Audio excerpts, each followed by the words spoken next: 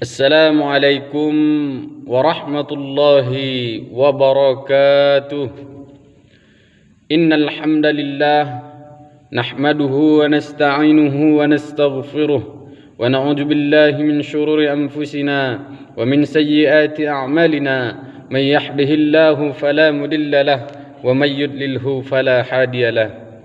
Asyhadu an la ilaha illallah wahdahu la syarika lahu وأشهد أن محمدا عبده ورسوله الذي لا نبي بعد. وقال أيضا في آية أخرى وما أرسلناك إلا رحمة كافة للناس بشيرا ونذيرا. صدق الله العظيم وصدق رسول النبي الكريم. ألا نحن ذلك الشاكرين والحمد لله رب العالمين.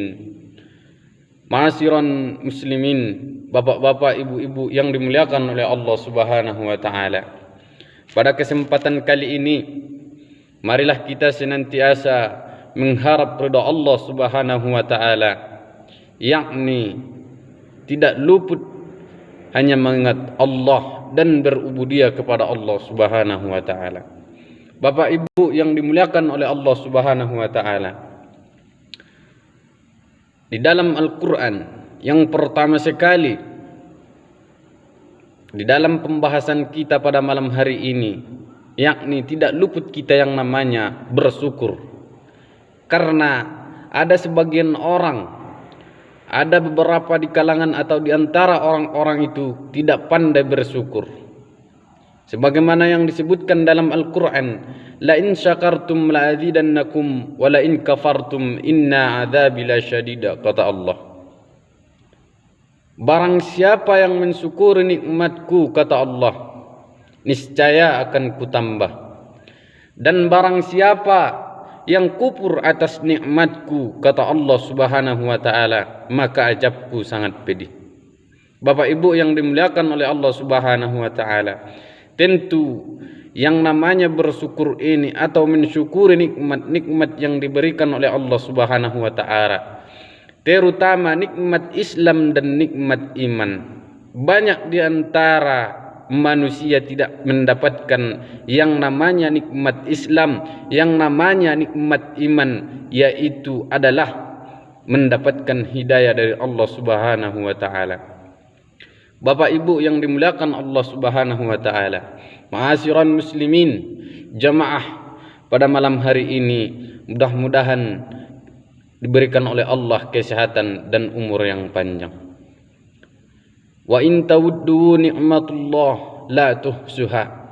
Seandainya kita menghitung-hitung nikmat yang diberikan oleh Allah kepada kita, niscaya kita tidak akan sanggup menghitung-hitung nikmat yang diberikan oleh Allah Subhanahu wa taala kepada kita. Ma'asyiran muslimin, seandainya kita jadikan lautan itu sebagai tintanya dan dedaunan itu sebagai alat tulisnya, dan kita jadikan ranting-rantingnya itu sebagai alat tulis, dan kita jadikan dedaunannya itu sebagai bukunya, niscaya kita tidak akan sanggup menghitung nikmat yang diberikan oleh Allah Subhanahu wa taala. Bapak Ibu yang dimuliakan oleh Allah Subhanahu wa taala, maka pembahasan kita pada malam hari ini yaitu ada 3. Yang pertama kita ambil dari surah Al-Kautsar. Bismillahirrahmanirrahim. Inna a'tainakal kautsar. Sesungguhnya atau wahai orang-orang yang beriman, kami berikan nikmat itu supaya kamu bersyukur. Di dalam mukaddimah atau di awal yang ambo sampaikan tadi, yaitu la in syakartum la azidannakum wa la in kafartum inna azabi lasyadid. Wahai orang-orang yang beriman, barang siapa yang mensyukuri nikmatku, kata Allah Subhanahu wa taala, niscaya akan kutambah. Dan barang siapa yang kufur atas nikmatku, kata Allah, niscaya azabku sangat pedih. Itulah poin pertama. Dan yang kedua, fasalli laksanakanlah salat. Bapak Ibu yang dimuliakan oleh Allah Subhanahu wa taala, sudah jelas bahwasanya salat itu adalah mencegah perbuatan keji dan mungkar. Innas salata tanha 'anil fahsya'i wal munkar. Sesungguhnya salat itu adalah mencegah perbuatan keji dan mungkar.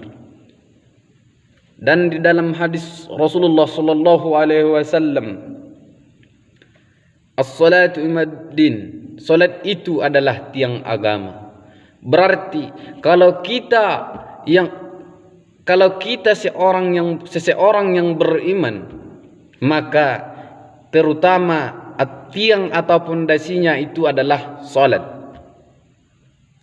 Kalau kita mendirikan rumah, seumpamanya kita jadikan rumah ini sebagai itu tonggaknya dan ini pondasinya. Keimanan itu adalah pondasinya dan salat itu adalah tiangnya. Seandainya tidak ada tiang ini, maka robohlah atap-atap yang di atas. Bapak Ibu yang dimuliakan oleh Allah Subhanahu wa taala, dan poin yang ketiga yaitu adalah wanhar, yaitu adalah berkurbanlah. Bapak Ibu yang dimuliakan oleh Allah Subhanahu wa taala, maka karena sudah dekat yang namanya berkurban atau hari raya Idul Adha, maka sekilas kita mengkaji sejarah Nabi Ibrahim bersama anaknya tercinta yaitu Nabi Ismail. Maka sekilas kita mengkaji bagaimana ketulusan ayahnya untuk memperjuangkan agama Allah ini, dan bagaimana anaknya atau Nabi Ismail itu bersedia walaupun dia dipotong lehernya oleh ayahnya, maka dia bersedia membangkitkan, memperjuangkan agama Allah ini. Maka karena ketulusan Nabi Ibrahim, maka digantikanlah dengan yang namanya korban unta, sapi dan lain sebagainya. Mungkin itu saja yang dapat saya sampaikan. Wabillahi taufiq wal hidayah. Assalamualaikum warahmatullahi wabarakatuh.